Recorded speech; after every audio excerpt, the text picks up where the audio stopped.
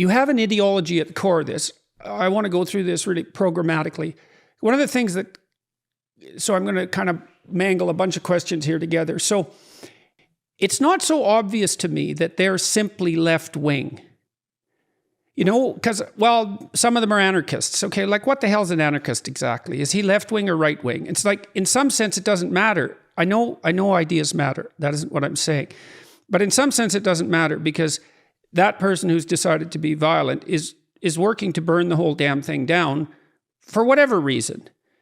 You know, and you also describe them as paramilitary and organized militia. And there's kind of there's a right-wing flavor to that, right? The uniforms.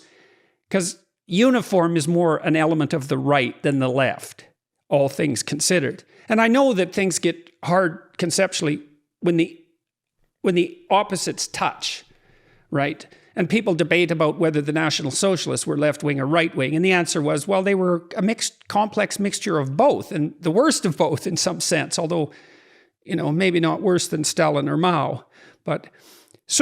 And so that also means that people on the left can point to ANTIFA, even the violent types, and say, well, you know, what makes you so sure they're left-wing? And why should we bear the mark of their disquiet, you know, as a stain on our political beliefs?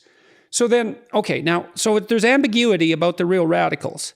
And it's certainly, to the degree that they're radical, the degree to which they can sow confusion about their political ideologies, all to their benefit.